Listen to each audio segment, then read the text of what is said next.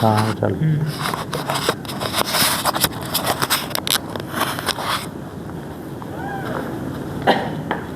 बिस्मिल्लाहिर्रहमानिर्रहीम। यहाँ ले जाए बेटा। तव्हां जे सामने अर्ज़ करे होसीं मिनी थी मोर सबक जो को पाण पढ़ी वियासीं इनके मुख़्तसर दोहराए ॾियूं।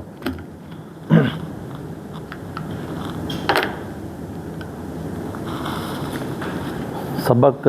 नंबर पाण काल जो को पढ़ियासीं सबक नंबर 3 वटा थी बराबरि। सबक नंबर 3 जे अंदरि ज़बर ज़ेर अने पेश इन जे मुतलिक़ पाण सोयासीं ज़बर कंहिंखे चवाइजे, ज़ेर कंहिंखे चवाइजे अने पेश कंहिंखे चवाइजे। ज़बर हर्फ़ जे मथे वेहे थो, ज़ेर हर्फ़ जे नीचा वेहे थो अने पेश आहे जेको हर्फ़ जे मथे वेहे थो। इन जी शक्ल पाण वताए ॾिनासीं अने इन जो उचार आहे जेको इन जो साउंड आहे कहिड़ी ते थिए थो, हीअ पाण जे साम्हूं अर्ज़ु करे ॾिना हुआसीं। पोइ इन जे अंदरि पाण सिखियासीं हमज़ा मथे अगरि ज़बर ज़ेर पेश अची वेंदो अलिफ़ मथे, हाँ जॾहिं त लफ़्ज़ अल्लाह जे अंदरि आहे त ई हमज़ा बनी वेंदो। कोन बनी वेंदो, हमज़ा बनी वेंदो। उहो अलिफ़ नहीं रहे, उहो अलिफ़ नहीं रहे। यानी अलिफ़ अने हमज़ा असल में अलॻि अलॻि आहिनि, पर कॾहिं कॾहिं अलिफ़ आहे जेको ई हमज़ा बनी थो वञे। किन वजह से? हरकत जी वजह से, बराबरि। ई पाण सिखिया हुआसीं। इन जे पुठियां अल्लाह खे निकी ॾे त मिलता जुलता जेको अखर आहिनि मखारिज आहिनि जेको मिलता जुलता, इन जो पाण ज़िक्र करियासीं। ता में न तौ में केतिरो फ़र्क़ु आहे, सौद अने सा यानी सीन अने सा में केतिरो फ़र्क़ु आहे, हा अने हा में केतिरो फ़र्क़ु आहे, क़ौफ़ अने काफ़ में केतिरो फ़र्क़ु आहे, इन जो पाण ज़िक्र करे सोयासीं। पोइ केॾी ताईं इनखे पढ़ाजे इन जो पोइ पाण ज़िक्र करे सोयासीं हमज़ा ज़बर आ पढ़ंदो, हमज़ा ज़बर आ, न इनके अ पढ़नू अने न खींची न आ पढ़नू अने न झटके जे साथ आ पढ़नू, बल्कि आ, हमज़ा ज़बर आ। अहिड़ी तरह बा ज़बर बा, न ब पढ़नू अने न खींची न बा पढ़नू अने न झटके जे साथ बा पढ़नू, बल्कि बा ज़बर बा, ता ज़बर ता, सा ज़बर सा ज़बर सा, जीम ज़बर या ज़बर सूदी, बराबरि। अहिड़ी तरह ज़ेर में पण अहिड़ी रीते 4 तबके में हिकिड़ो हमज़ा ज़ेर ई, न ए पढ़नू न ई खींचे ने पढ़नू न ई झटके जे साथ पढ़नू, बल्कि हमज़ा ज़ेर ई, बा ज़ेर ता ज़ेर सा ज़ेर अने या सूदी, या ज़ेर ई। अहिड़ी रीते पेश में पण अहिड़ी रीते ज बा पेश हमज़ा पेश ऊ, न ओ पढ़नू न ऊ खींचे ने पढ़नू न झटके जे साथ ऊ पढ़नू, बल्कि ऊ। सम्झि में अची वियो सॼे पूरे क़ुर में, सम्झि ज़बर ज़ेर पेश में सम्झी विया आहियो। हाणे अॻियां पां हलूं था, तनवीन जे बारे में सम्झाया हुआसीं। दो ज़बर दो ज़ेर दो पेश खे तनवीन चवनि था, बराबरि। अने तनवीन किथे अचे थी? हरफ़ जे छेले छेले अचे थी, बराबरि। अने तनवीन असल में कुरो आहे नून साकिन आहे, नून साकिन आहे। जे समय अर्ज़ु करे होसीं जो तनवीन अने नून साकिन वस्तु ॿ हिकिड़ी जे, यानी चाहे ही नून साकिन वे चाहे पंहिंजे ही नून हिन खे साकिन चवणु। अने तनवीन दो ज़बर दो ज़ेर अने दो पेश खे चवनि था, बराबरि। ई ॿ वस्तु हिकिड़ियूं हुजे। हाँ, मिसाल जे तौर मथे हमज़ा नून ज़बर पण अन अने हमज़ा दो ज़बर पण अन, अहिड़ी रीते हमज़ा नून ज़ेर इन अने हमज़ा दो ज़ेर पण इन। पोइ हमज़ा नून पेश पण उन अने हमज़ा दो पेश पण उन, यानी हिन ॿ जो साउंड हिन ॿ जो साउंड अने हिन ॿ जो साउंड हिकिड़ो हुजे। कुल जी ॿ हिकिड़ियूं हुजे। नून साकिन जे असल में ई कुरो आहे, तनवीन कुरो आहे नून साकिन जे। सम्झी विया हूंदा इंशा अल्लाह ताला। इन जे पुठियां पाण ज़िक्र करिया हुआसीं पंहिंजे अमुक जॻह मथे ख़ाली जेको अखर अचनि था उनखे पढ़े जा नहीं, बल्कि लिखे में अची था, पढ़े में नहीं अचे। छठे सबक जे अंदरि पाण जज़म जे बारे में सोया हुआसीं। जज़म ख़ुदि हिकिड़ो नहीं पढ़ाजे, बल्कि अॻिलो अखर अची करे हिन सां मिलंदो तॾहिं ई पढ़ंदो, बराबरि। अने हमज़ा जूं अलॻि अलॻि शक्ल पाण पढ़िया हुआसीं। अने साकिन खे कहिड़ी तरह पढ़ाजे, अॻिलो हरफ़ आहे। मिसाल जे तौर मथे पहले सबक जे अंदरि सबक नंबर 6 में हमज़ा ज़ाल ज़ेर इज़, हाँ, हमज़ा लाम ज़बर अल वग़ैरह अहिड़ी रीते पढ़ाजे। पोइ पाण हरफ़े मद जे बारे में सिखिया हुआसीं, तिनिया मोर पाण। अने काल जी सबक नंबर 7 में पोइ सिखिया हुआसीं। सबक नंबर 7 जे अंदरि पंहिंजे हरफ़े मदा पहिरियों त केतिरा आहिनि, हाँ, त हरफ़े मदा 3 बराबर मैंने की याद है। पोइ हर्फ मद्दा यानी क्या ही हमज़ा यानी अलिफ वाव अने या, अलिफ वाव अने या। ने हर्फ मद्दा कॾहिं बने था? अलिफ थी मोर ज़बर, वाव थी मोर, वाव थी मोर, वाव थी मोर, वाव थी मोर, वाव थी मोर, वाव थी मोर पेश, वाव थी मोर पेश हूंदो त हर्फ मद्दा बनदो। अने या थी मोर, या थी मोर ज़ेर, याद रखजा, या न ज़ेर जहिड़ो लॻे थो न, अलिफ है ज़बर जहिड़ो लॻे थो न, अने पेश है वाव जहिड़ो लॻे थो। तो वाव थी मोर पेश, अलिफ थी मोर ज़बर, या थी मोर ज़ेर, त ई हर्फ मद्दा बनदा। यानी उनके ॿो हरकत जे बराबर, हिकिड़े अलिफ जे बराबर उनके पढ़े में अची वेंदो। अने हिकिड़े हरकत जी जेको पंहिंजी मिक़दार आहे, मुठ बंदि के खोलियासीं, खुल के पाण बंदि कयोसीं त उनजी मिक़दार एतिरी आहे बराबरि। पंहिंजे पुठियां जे समय अर्ज़ु करियो होसीं सबक नंबर 8 जे अंदरि खड़ा ज़बर खड़ी ज़ेर अने उल्टा पेश आहे जेको ईजो ईज आहे, करो आहे जेको हर्फ मद्दा ई ईज यानी खड़ा ज़बर खड़ी ज़ेर उल्टा पेश जे अंदरि वस्तु ॿ आहे, हिकिड़ी जे यानी खड़ा ज़बर आहे जेको ई अलिफ जे बराबरि आहे, अने खड़ी ज़ेर आहे ई या जे बराबरि आहे, अने उल्टा पेश आहे ई वाव जे बराबरि। यानी पंहिंजे समय अर्ज़ु करियो होसीं जो ता अलिफ ज़बर पण ता, हम ॿो हरकत जे बराबरि, अने ता खड़ा ज़बर पण ता, एतिरो ज। पोइ ता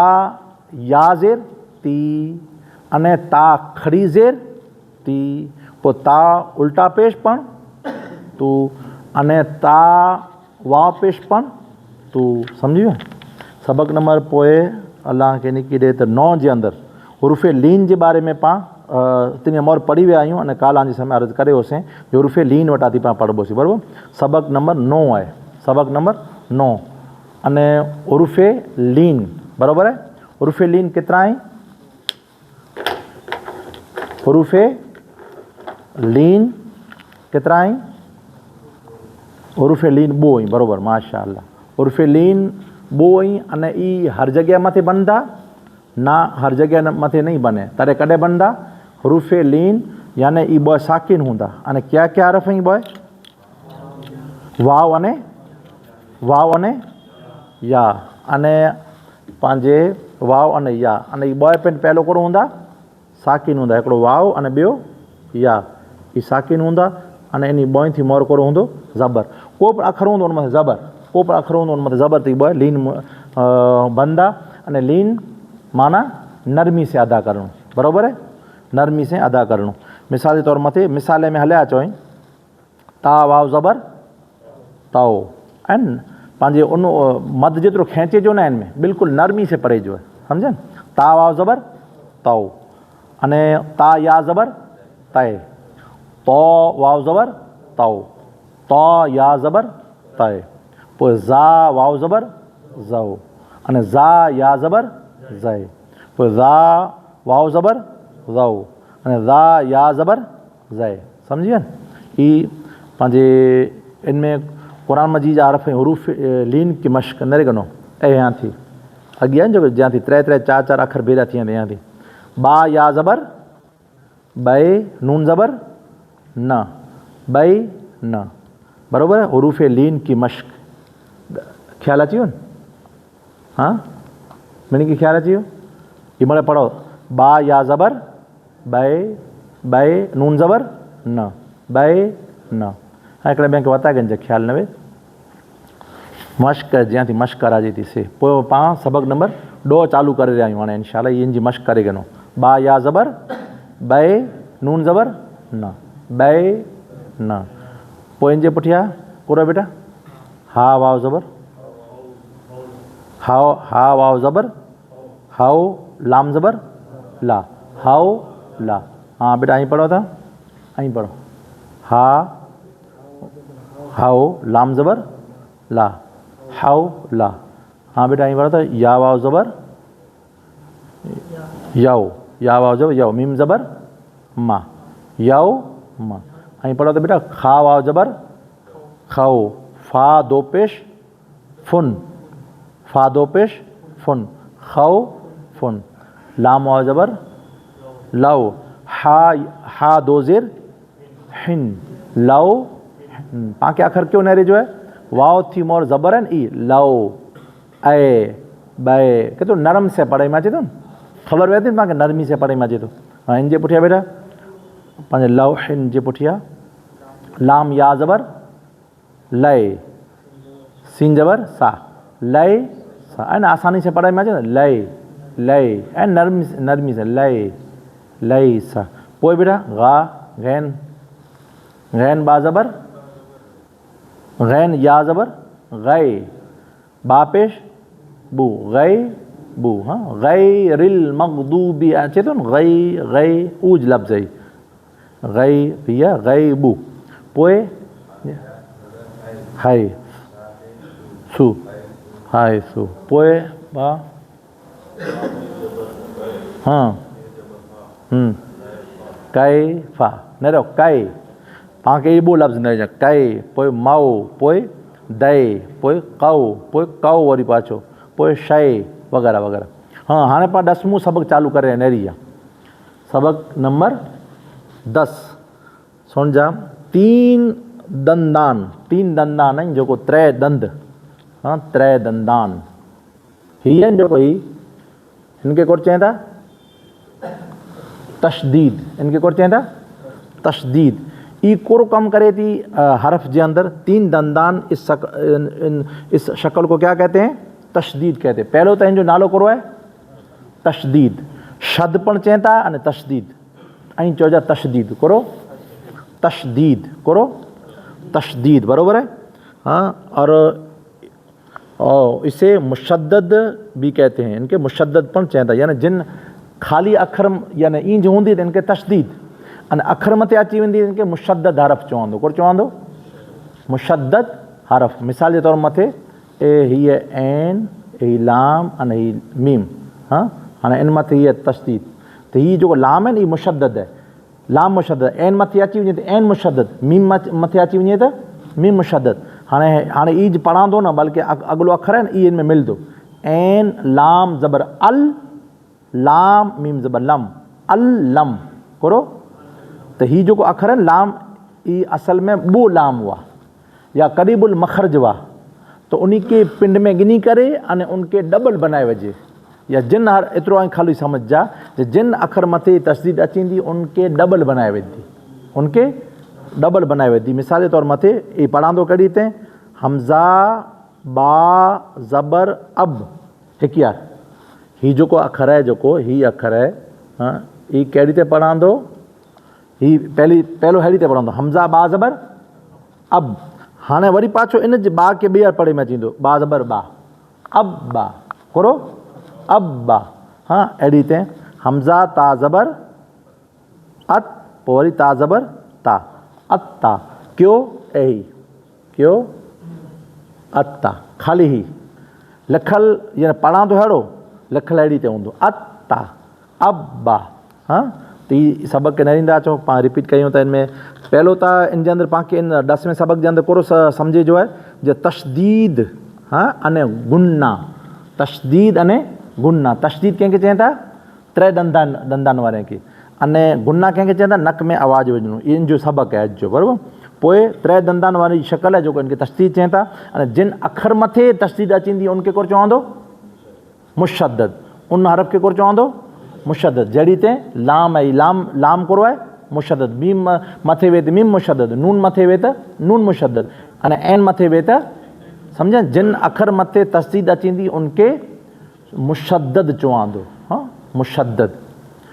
अल्लाह जे रसूल सल्लल्लाहु ताला अलैहि वसल्लम जी हिकिड़े शहर में चवनि था जे अकाल सलाम जी जेको शान आहिनि इहे हिन जहिड़ी आहे, यानी अल्लाह तबारक व तआला जी बारगाह में जाती गिने था हुज़ूर, अने मखलूक के ॾींहं था, इन्नमा अना क़ासिमुन वल्लाहु यूती। दुनिया में हर नेमत अल्लाह ताला अता करे थो, पर मूंखे अता करे थो, आउं ॾियां थो, आउं तक़सीम करियां थो, आउं विराईयां हाँ वग़ैरह। त इन जी मश्क न रिगनो त्रै दंदान वाली। पोइ मुशद्दद हरफ को अपने से पहले वाले हरफ मुतारिक हरफ से मिलाकर और फिर ख़ुद अपनी हरकत से के मुताबिक यकबारगी पढ़ें। मसलन अत ताज़ब ता, अत्ता ही बॉय यानी हिकिड़ा जो हूंदा, ही अने ही ॿ हिकिड़ा जो हूंदा। हाणे हिन जहिड़ो ए ही लिखल अहिड़ो हूंदो, इनमें इन जे साउंड में कीअं फ़र्क़ु। पहलो अहिड़ी ते पढ़ां थो, हमज़ा ता ज़बर अत, ता ज़बर ता, अत ता, त ही हमज़ा ता ज़बर अत, ता ज़बर ता, अत ता, सम्झे न। त पहले के साकिन अने ॿिए के मुतहरिक, अहिड़ी ते पहले के साकिन अने ॿी के मुतहरिक, इहे हिकिड़ो ॿ ठही वेंदा, अत ता, सम्झे। पोइ अलाह खे निकी ॾे त पंहिंजे मुशद्दद और मुशद्दद वाव और मुशद्दद या को हमेशा दूसरे हुरूफ की निस्बत ज़रा बुलंद आवाज़ से पढ़ें। हिकिड़ो वाव मुशद्दद है, वाव मथे अगरि तस्दीद अची वञे, वाव मथे तस्दीद अची वञे इनके, अने ॿियो किन के, या के, त याने बुलंद आवाज़ जे साथ इनके पढ़े जो अव्वा। हाँ, अने ॿियो कंहिंखे ये के इय्याका पढ़ूं था न, इय्याका न बल्कि इय्याका नअबुदु व इय्याका नस्तईन, सम्झी विया। पोइ इन जे पुठियां अलाह खे निकी ॾे त मीम मुशद्दद है, जेको मीम मुशद्दद अने नून मुशद्दद में हर जगह जमाओं से गुना करें, यानी इनको आवाज़ को नाक में ले जाकर एक अलिफ या दो हरकत के बराबर ठहराव के साथ यानी बराबर ठहर कर अदा करें। यानी जिन अखर मथे आगे तेने मोर चयोसीं, जिन अखर मथे ही जेको तस्दीद है नी, तस्दीद जिन अखर मथे न बल्कि हिकिड़ो ख़ासि करे ने मीम अने ॿियो नून, हिकिड़ो चवंदो नून, नून मुशद्दद अने मीम मुशद्दद, सम्झे। ही मीम है ने ही है नून है, बराबरि। त हाणे तस्दीद अची वई त को थियो मीम मुशद्दद, ही नून मुशद्दद। ई जिते पण क़ुर में अचींदा, हदीस में अचींदा त ई हिकिड़ो नक में आवाज़ वञी ने पढ़ांदो, व मिम्मा रज़क़नाहुम युनफ़िकून, व मिम अहिड़ी ते। पोइ इन्ना अअतैनाकल कौसर, जिन मथे तस्दीद आवे, इन्ना शानिअका अहिड़ी ते मीम मथे, हाँ, व बिम्मा इन्ना वग़ैरह इन जी मश्क पण अचींदी अने इन अहिड़ी ते सम्झी वेंदा। त इन में एतिरो सम्झिजो, कोन सम्झियासीं त तस्दीद कंहिंखे चवाइजे, तशदीद जी शक्ल कोरो आहे, जिन अखर मथे तस्दीद अची वञे उनखे कोन चवाइजे, मुशद्दद चवाइजे। ई कहिड़ी ते पढ़ाइजे थो, हिकिड़े अखर खे डबल वार पहले के यानी साकिन बनाए वञे अने ॿिए हरफ़ के उन जे हरफ़ के ॿई पढ़ाई में अचे अने उनखे मुतहरिक बनाए वञे। जहिड़ी ते हमज़ा ता ज़बर अत,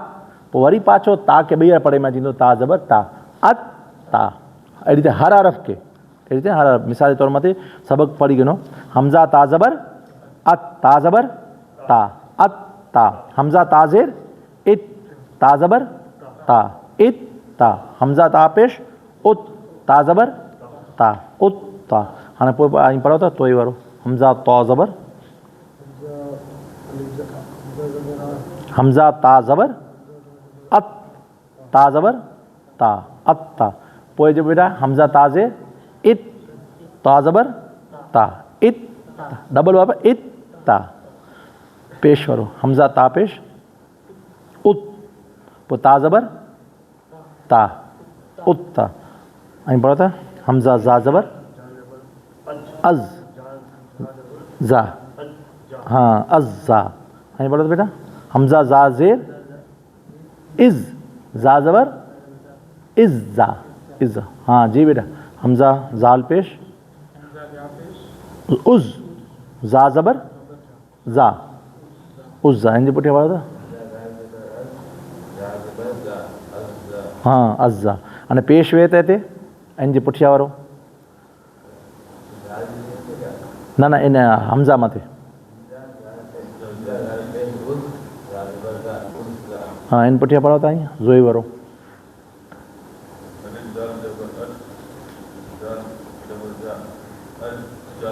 बराबर है। ये हमज़ा एक अलिफ है, हाँ पोइ पेश वारो, हाँ इनके कोन पढ़ंदा हाणे अलिफ के हमज़ा, ई यादि रहे, ॿियो बराबरि आहे माशाअल्लाह। पोइ न पंहिंजे मश्कू आहिनि, मश्कू क़ुर मजीद जे अंदरि अहिड़ा अखर अची वेंदा इन जे हरफ़ ज्यां थी ॿ अखर 3 अखर भेरा 4 अखर भेरा थी वेंदा न अहिड़ी ते। हाँ तो मश्क क्या थी पढ़बोसीं रा बा ज़बर रब बा ज़ेर बी रब बी पोइ रा बा ज़बर रब बा या ज़ेर बी रब बी पोइ हमज़ा नून ज़ेर नेरे मथे नून है हमज़ा नून ज़ेर इन नून ज़बर ना इन ना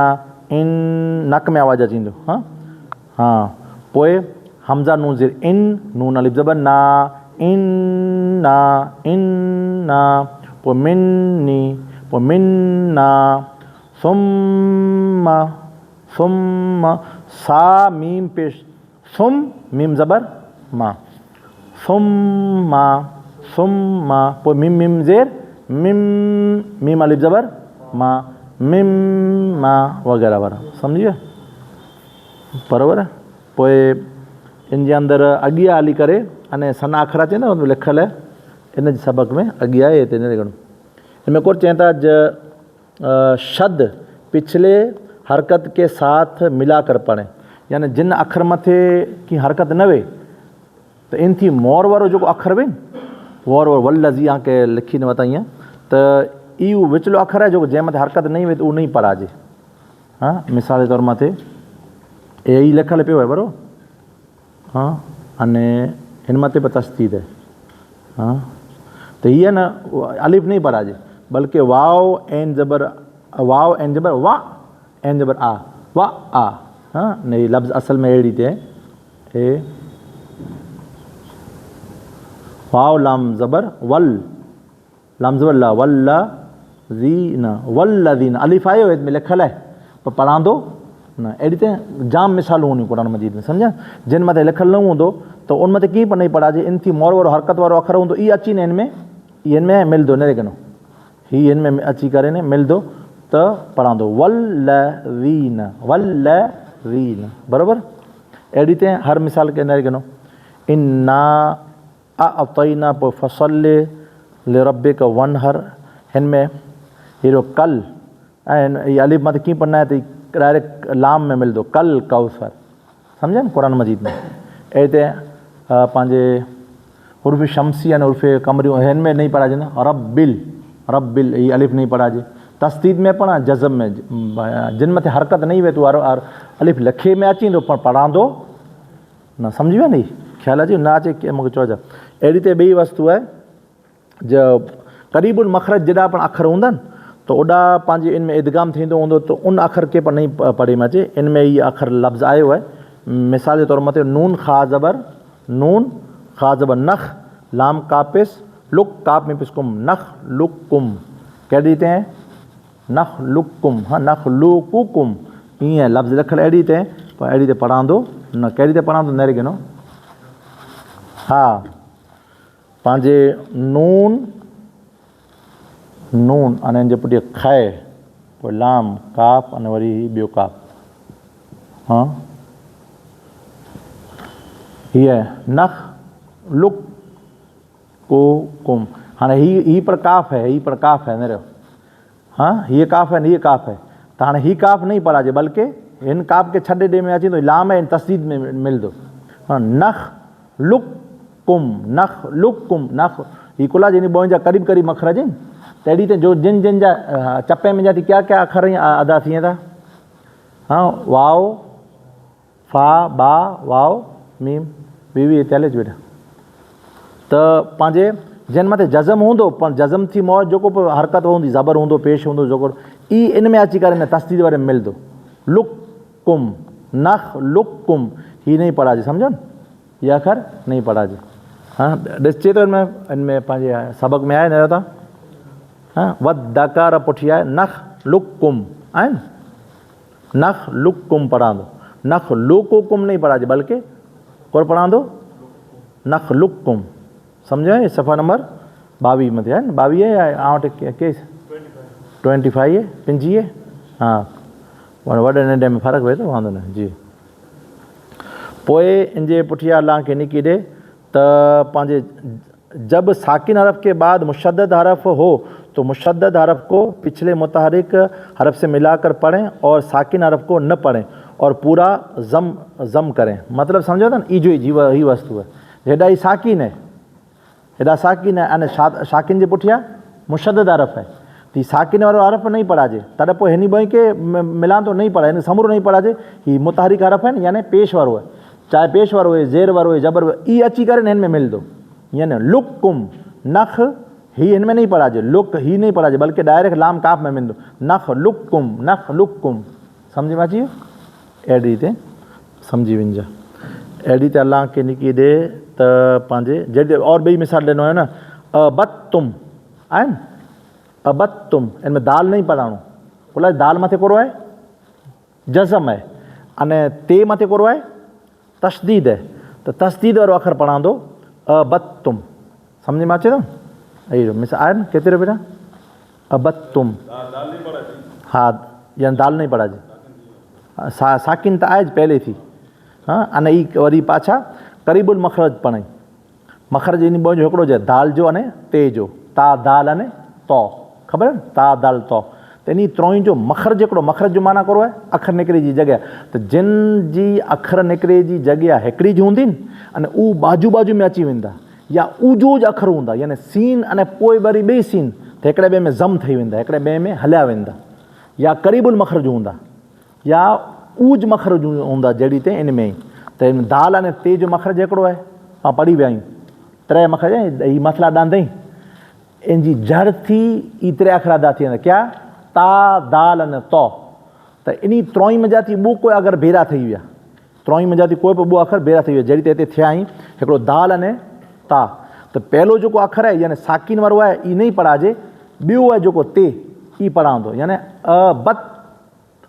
बद तुम नहीं पढ़ाजे बल्कि तुम समझी विया जड़ी ते लाम ये जो काफ है ये काफ न पढ़ाणो डायरेक्ट बल्कि ही काफ पढ़ाणो हाँ नख लुकुम बराबर नख लुकुम अड़ी ते और मिसालूं पण समझदार जी और अॻियां मेरे को अब तुम इज़ ज़हब में डबल ज़ है ज़ाल डबल है तो पहलो साकिन ज़ाल नहीं पढ़ाजे बल्कि ॿियो ज़ाल पढ़ांदो इज़ ज़हब सम्झी विया अहिड़ी त इन जे पुठियां दाल अने ते उन ॿ जो मखरज यानी हिकिड़ा जी कत बय्यन कद नहीं पढ़ाजे बल्कि कत बय्यन मैंने रुश्द वाला करे पोइ कुल अने रब्बी है कुल अने लाम जो अने रा जो पण क़रीबुल मखरज है ख़बर है ना कि चयो लाम रॉ अने नून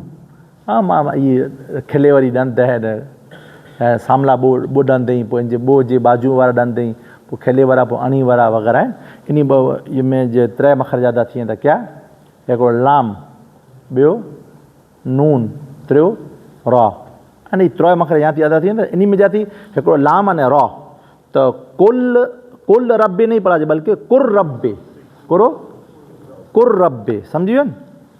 इज़ ज़लमू हाणे इज़ ज़लमू नहीं पढ़ाजे बल्कि इज़ ज़लमू सम्झा हाणे ॿो दाल अची विया कद दख़ल नहीं पढ़ाजे बल्कि कद दख़ल करो अहिड़ी त तस्दीद वारा ॿ अखर हिकिड़ो वाव अने ॿियो ते इनमें जमाव जे साथ अदा करे जो ख्याल ई ज़हन में रखिजे इन जे पुठियां कोट चवंदा जब ता साकिन के बाद ता मुशद्दद हो तो कवी ता को कलकला के बग़ैर मोटा अदा करते हुए ज़ईफ़ ता को बारीक अदा करें और फिर पढ़ें हाँ न नो ता हिन में मोटो है अने इन जे पुठियां वरी ॿियो ता आहे जेको ई बारीक ता आयो आहे त हाणे तस्दीद किन मथे आहे बारीक ता मथे त हाणे मोटो ता नहीं पढ़ाजे बल्कि बारीक वारो ता आहे जेको ई पढ़ांदो हाणे हथ तू ई नहीं पढ़ाजे बल्कि हथ तू तोए पढ़ांदो इन समूरो साकिन वारो अखर ई नहीं पढ़ाजे सम्झी विया न अहिड़ी त ॿ सत त्रों जी मिसालूं फरतू ई त्रोए छैलियूं जेको टे मिसालूं इनमें नरे गिनो त्वा वॾो आहे पर मोटो न पढ़ांदो इनमें बारीक जेको ता ई पढ़ांदो पुला जो तस्दीद उन मथे आहे अहिड़ी त इन जे पुठियां और पाण खे मिसालो ॾिनो हुयो पंहिंजे ॿियो पॉइंट नरे गिनो ई पॉइंट में करो वाव लीन के बाद वाव मुशद्दद हो तो पहले हरफ की हरकत को मुशद्दद वाव से लीन और गुन्ना के बग़ैर मिलाएं और हमेशा दूसरे हरफ की निस्बत ज़रा बुलंद आवाज़ से पढ़ें यानी वाव मथे अगरि पंहिंजे तस्दीद अची वियो न वाव मथे त उन वाव के जमाव जे साथ पढ़िजो आहे अने गुना जे वग़ैरह पढ़िजो आहे ऐं अहिड़े वाव नहीं पढ़ाजे बल्कि जहिड़ी ते मिसाल ॾिनो हुयो ग फव्व कालू फव्व कालू को लफ़्ज़ है फव्व कालू इनमें पहलो वाव न पढ़ाणो बीजो वाव पढ़ाणो अने जमाव जे साथ फव्व कालू अहिड़ी ते बीजी मिसाल में करो सव्व कानू पोइ टी मिसाल में फना दव्व लात त पहलो वाव नथो पढ़ाजे बराबरि वव्व नसरू त इनमें कोड़ा वाव लीन आहिनि वाव लीन आहिनि लीन कंहिंखे चइजे वाव साकिन आहिनि एन थी मोर ज़बर वे त अहिड़ा वाव अगरि ॿ भेरा थी वञे अहिड़ा वाव ॿ भेरा थी वञे त पहलो वाव हूंदो न जेको उनखे नहीं पढ़ाजे बीजो वाव है उनमें जमाव के साथ पढ़ांदो वाव के बाद वाव मुशद्दद हो वाव हिकिड़ो वाव है इन जे पुठियां वरी ॿियो वाव है मुशद्दद वाव है तो उनके यानी पुठ उन वाव थी अगलो जो अखर है ई हिन वाव मुशद्दद हरफ जो है इनसे अची करे ने मिलंदो हाँ अने जमाव के साथ पढ़े में अचींदो अने गुना नहीं करे में अचे अने हमेशा बे हरफ की निस्बत ज़रा बुलंद आवाज़ से पढ़े में अचींदो इनके अव्वा ॿिया यानी एतिरा बुलंद आवाज़ के साथ नथा पढ़े में अचे हिकिड़ो वाव अने ॿियो ता जो बुलंद आवाज़ के साथ पढ़े में अचेंदा हाँ हाँ हाणे इन जे पुठियां अल्लाह के निकिरे ॾिए त ही 14 कमरी हरूफ ही ख़ासि करे तवज्जो ॾिनी जीअं अने कमरी हरूफ है जेको ई इंशाअल्लाह तबारक व तआला तव्हांखे सम्झाई आहे अने इन जे पुठियां 11 सबक़ आहे पोइ कल चालू थी वञे थो अने सबक़ पाण इंशाअल्लाह ताला पूरो करियूं नरेगनो पंहिंजे इनमें कोड ॾिनो हुयो 14 कमरी हरूफ 14 कमरी हरूफ हाणे अव्हांखे सवाल कंदुसि जो कमरी हरूफ अने शमसी हरूफ कमर कंहिंखे चइजे ख़बर आहे चंद्र के कमर कंहिंखे चइजे चंद्र के अने शम्स कंहिंखे चवंदा सूरज के त कमरी हरूफ अने शमसी हरूफ करो चयो था कमरी हरूफ अने शमसी हरूफ त अमुक इनमें जा थी अर्धा कमरी हरूफ आहिनि ने थोड़ा खन अर्धा शमसी ॿ चोॾो आहिनि चोॾो 28 आहिनि हूँ ओगनत्री अली फरो त मामलो तव्हांखे ख़्यालु आहे त अर्धा कोरो आहीं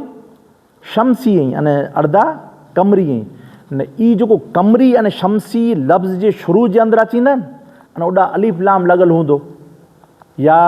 ॿियो को लफ़्ज़ हूंदो त ई शमसी हरूफ जे अंदरि यानी अमुक यानी मिसाल जे तौर मथे जॾहिं ते अल वली जो लफ़्ज़ आयो अल वली जो त लाम कयो आहे लाम हरफ है ई कयो आहे हाँ शमसी है या कमरी है उहा खे लिखी न वधाईंदो वधारे सम्झ में अची वेंदा अञा सुणिजा कमरी हरूफ हीरा बा चयो था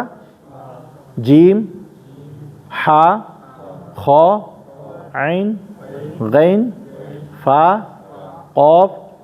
काफ मीम वाव हा हमज़ा या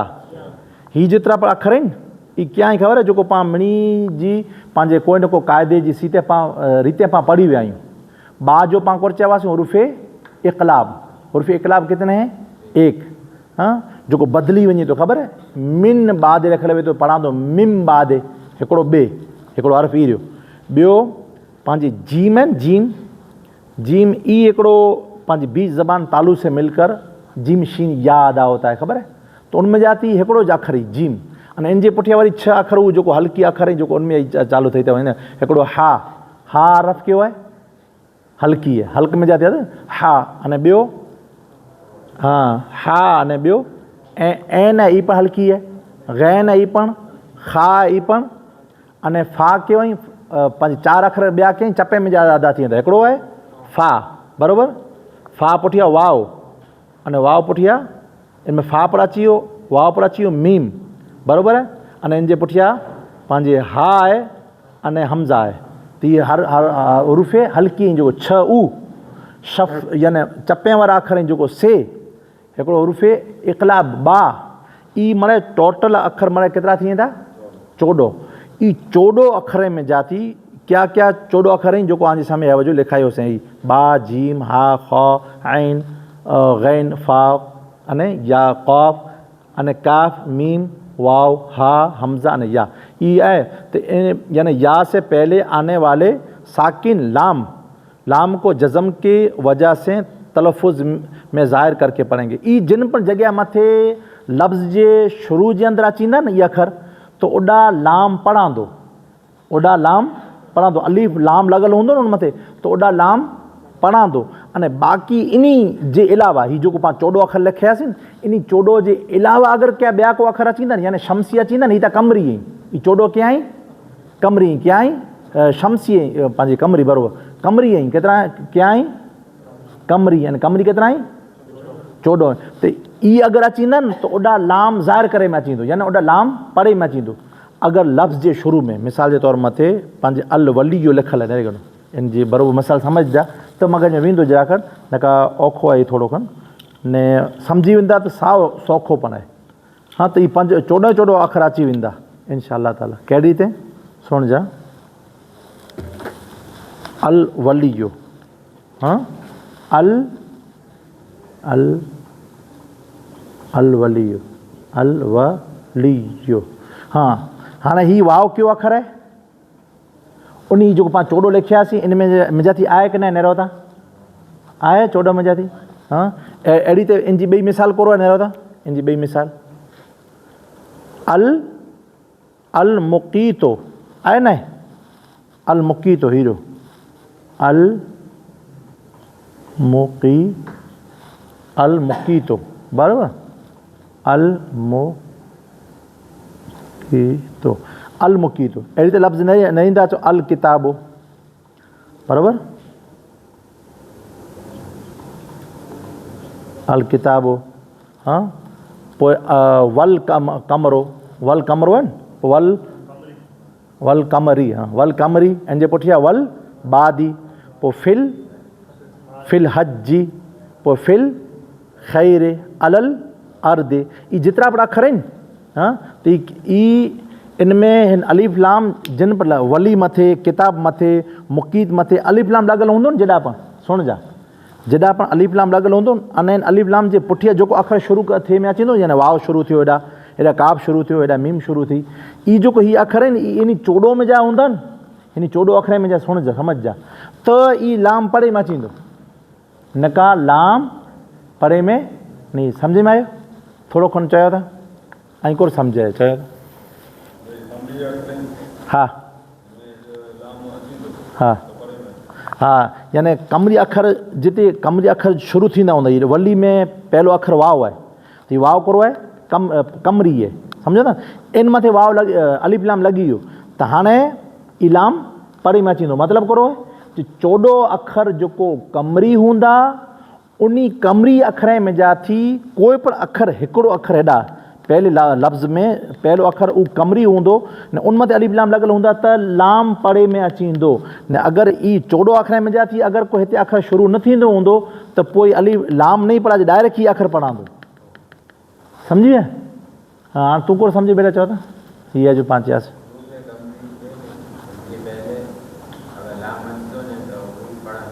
यानी त लाम पढ़ंदो, हाँ हरूफ नहीं, हीअ हरफ है न, हीअ जेको हीअ त पोइ पढ़ंदो, पर पहलो यानी हीअ डायरेक्ट लाम पढ़ंदो, उनमें त लाम पढ़ंदो न का लाम नहीं पढ़ाजे। 14 अखर शर्त है इनमें। हाँ बेटा तूं ऐं कोन सम्झिया हिनमें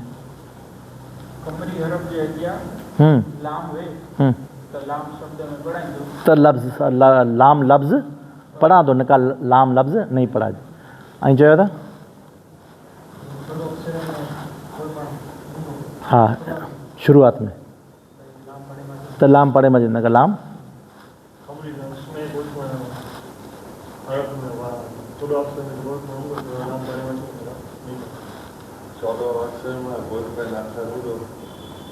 लफ्ज़ जे शुरू में हाँ त लाम पढ़े में, न का लाम नहीं पढ़े में बेटा।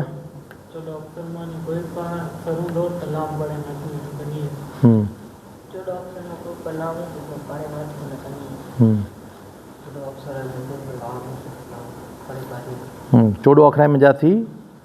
कोई पण हिकिड़ो हरफ लफ़्ज़ जे शुरू जे अंदरि हूंदो त ही लाम पढ़े में थींदो, न का लाम नहीं पढ़े में। त इन मिनी में हाणे जेकियूं मिसालूं ॾिनल आहिनि ई मड़े कुरे जूं मिसालूं ॾिनल आहिनि कमरी हरफ जूं, हाँ पोइ इन जे पुठियां शमसी जूं ॾिने में अची वेंदियूं, हाँ शमसी जूं। हाणे पहिरियों इन जूं पढ़ी गिनो न गिनो अल वली जो, अल मुक़ीतो, वल कमरी, वल बादी तो इन मिनी मिसाल में हिकिड़ो वाव नरेगड़ा पोइ करो आहे लाम अली पुठियां करो आहे अल मुकीतो में करो आहे मीम पोइ वल कमर में करो आहे काफ पोइ वल बादी में करो आहे बा पोइ फिल हाजे में करो आहे हा पोइ फिल खैरे में करो आहे खा सम्झी विया पोइ अलल अर्दे में करो आहे अलिफ यानी हमज़ा सम्झनि हमज़ा हूअं अलिफ लिखियलु न हूंदो त पाण नैरीबोसीं त अलिफ त आहे न से त हमज़ा ई अलिफ जे सम्झो था ई यादि रखिजे पोइ उलिल में अलिफ पोइ उल वरी पाछो उलिल में अलिफ अहिड़ी त पुठियां यानी हिन में लॻे थो हा पोइ शमसी अची था वञे सम्झी विया हाणे ई बिल्कुलु बराबरि सम्झी आया बेटा सम्झी आया बराबरि सम्झ हैं हा अलल अर्दी हा अलल अर्दे में हमज़ा है से मेरे को लाम है ना वो तो ओॾा अॻियां पर लफ़्ज़ है तैला करे उन कंफ्यूज थी वई ओॾा ॿियो को लफ़्ज़ है सॼो अला है नी लफ़्ज़ है तो ओॾा करो एन लाम ने ये आहिनि तो ये नहीं पढ़ा जे लाम ने ॿिए लाम में मिली वेंदो अलल ने पोइ ठही वियो न हेॾा हेॾो अलल अर्द वारो सम्झाई या तो नरे नो अलल अर्द वारो पुला जी लफ़्ज़ अहिड़ी त ॿिया कई ठिकाणा अहिड़ा लफ़्ज़ पण अची ईंदा सम्झी विया अहिड़ा लफ़्ज़ अञा पण अॻियां अची ईंदा अलल अर्द खे नरे नो अलल अर्द अलल अलल अर्द बराबरि हाणे हिन में ही एतिरा त लफ़्ज़ पण हूंदो अने ख़ाली अलिफ लाम लॻल हूंदो हिते को बि लफ़्ज़ हूंदा हेॾा जेको बि लफ़्ज़ हूंदा इहे अची न जॾहिं हिन में मिलंदा हिन में त हीउ जेको लाम आहे ई हिन लाम में मिलंदो त ई लाम पढ़ांदो की नहीं पढ़ाजे कॾहिं कॾहिं पढ़ांदो तॾहिं पढ़ांदो जॾहिं हयाती अखर जेको शुरू थींदा हूंदा न अलीफ रे द्वाद ही अखर आहिनि ई कमरी मिजाती हुअणु खपे अगरि कमरी मिजाती इन 14 अखर मिजाती अखर नहीं वे त पोइ त लाम नहीं पढ़ाजे डायरेक्ट हेॾा थी अखर चालू थींदा क्या हूंदा इन जे पुठियां लिखियल ईंदा घणो उहे शमसी उरूफ़ करो ई क्या है उरूफ़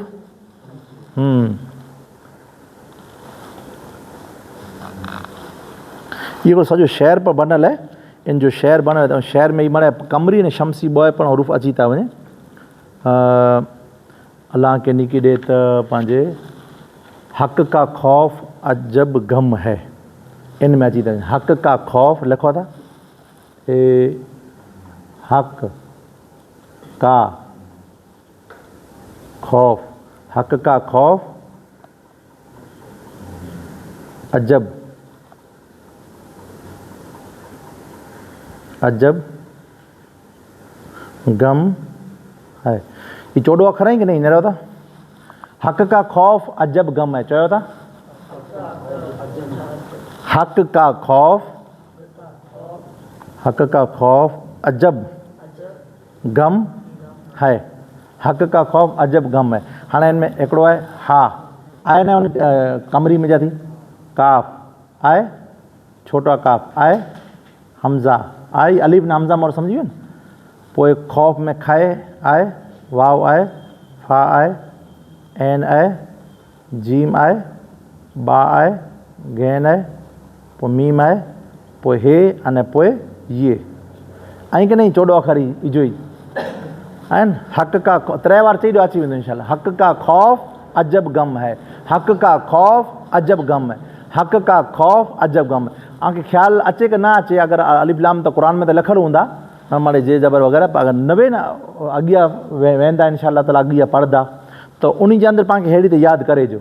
यादि कयो त उन अखर में जाती आहे की न हीअ अखर त आहे त लाम पढ़ांदो अने इन अखर में जाती न आहे त लाम नहीं पढ़ाजे डायरेक्ट इन जे पुठियां वारो जेको लफ़्ज़ शुरू थींदो हूंदो न हेॾा थी ई उहो पढ़ांदो मिसाल जे तौर मथे अर रहमान करो हेरो हिते लिखियलु आहे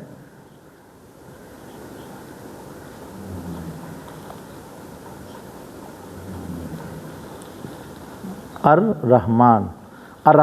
अलिफ लाम पढ़ाणो यानी ये लाम पढ़ाणो न पढ़ांदो कुला नहीं पढ़ाजे रे करो है हिन 14 अखर में जाती न आहे रे आहे न रहंदो हिन में न अहिड़ी ताईं रहमान जे जॻह मथे अर रहीम पढ़ो रे आयो समझ गया। तो ये शमसी हाँ इन अलावा अखर क्या है शमसी है ही करो खाली ऐं कमरी के याद करे के तो शमसी तो पंहिंजी थी वियो यानी इन अलावा करो ही शमसी ही करो ही कमरी यानी इन अलावा शमसी बराबरि समझी विया। तो हाँ इन मश्कूं शमसी आरफ़ जी मश्क करे पुठियां अंदर शमसी आरफ़ जी मश्क करे बिस्मिल्लाहिर्रहमानिर्रहीम। अर्रहमान रे है अन रे क्यों है शमसी आरफ़ रे क्यों है शमसी। असाकिबु से क्यों है शमसी लाम पढ़ाणो हाँ से क्यों है शमसी उर्फ यानी सूरज वर व शमसी लाम पढ़ाणो लिखल है पोइ पढ़ाणो ओला शीन करो है शमसी ओला हिनी में शीन न नरे है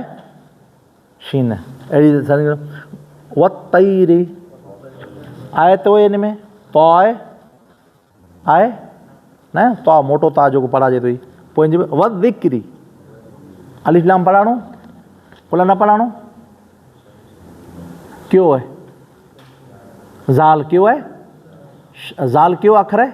कमरी है शमसी है शमसी पोए वत्तीन ते क्यों है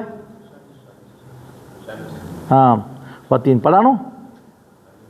हाँ लाम नहीं पढ़ाजे हाँ अलिफ लाम बॉय नहीं पढ़ाजे तो शुरुआत ला करने वो अलिफ है पाँच पढ़नू खपदो अल नहीं पढ़ाजे बल्कि अत्तीन लिखल है वत्तीन है कुरान मजीद में वत्तीन वज़ैतून वत्तूर समझिए पोइ करो है फिद दुनिया हाँ फिल दुनिया नहीं पाए बल्कि फिद दुनिया पोए वद्दुहाहा वल्दुहाहा नहीं पढ़ा बल्कि समझी विया पोइ इनजे पुठियां वसुलह अलिफ लाम पढ़ाणो वो अलिफ लाम बॉय न पढ़ाणो समझी विया रोज़ अची विया त मगज में ईंदो मथा वञे थो रोज़ नथो अचे से हाँ तो रोज़ अची वियो हाँ कोठीअ जी बेटा किथे वञे थो स्कूल पोइ रजा हुई थी बपोर पुठियां हाँ रोज़ पुॼी जी भला इंशाल्लाह तो अल्लाह इजो बोले बराबरि है इंशाल्लाह आलस थिए त औज़ु बिल्लाहि मिन शैतान कुरा नफ्स पण शैतान जो सोबत में रहियो न तंहिं लाइ औज़ु बिल्लाह पढ़ाजे थो सम्झायो न हाँ पोइ बेटा हैं हाँ दावत केतिरा केतिरा खे ॾिनी जी है हाँ 14 के न ॾिनी जी केतिरा खे 2 खे हाणे 12 खे दावत दी आहे ईअं कई आहे केतिरा खे ॾींदा 12 वारा पाण निस्बत वारा आहियूं तो 12 ॼणे खे दावत दी आहे इंशाअल्लाह तो असर कंदो केतिरा खे ॾींदा ऐं पिंडा थींदा त ॾींदा न बराबरि पहलो पाण पिन खे इंशाअल्लाह ताला कोशिशि करे कयो पोइ बेटा पोइ करो आहे वसुलह पुठियां मिनल ज़ालिमीन हाणे ज़ोए कयो आहे शमसी है समझी विया न हाणे इनमें क्यों वधारे सां अहिड़ो कोई आहे आमेजा थी सम्झ में न आयो हुए त समझी वियासीं हाणे पाण डायरेक्ट ई सम्झ कयो सबक़ है सबक़ नंबर हाँ हाणे 11 चालू थी हाणे उहो आसान है क्यों कलकला वारो है हे जो पाण पढ़ियासीं 10वां सबक़ ई वो शमसी रूप ने ॿिया जेको पाण हिन जे अंदरि वाह और पाण जाने नून साकिन आने मीम साकिन आने ये बॉय मुशद्दद पढ़े मजदा वगैरह वगैरह इंशाअल्लाह ताला रिपीट कई बोसी इंशाअल्लाह ये सबक है जो को 10वां रिपीट कई बोसी अस्सलामु अलैकुम व रहमतुल्लाहि व बरकातहू समझी विया अल्लाह ताला पाण दुआ कयूं हुजूर जी सदके में पामणी के इल्म नाफ़िया अता फरमाए पामणी जायद दुआ के कबूल अता फरमाए नसरुम मिनल्लाहि फतहुन क़रीब अस्सलामु अलैकुम व रहमतुल्लाह।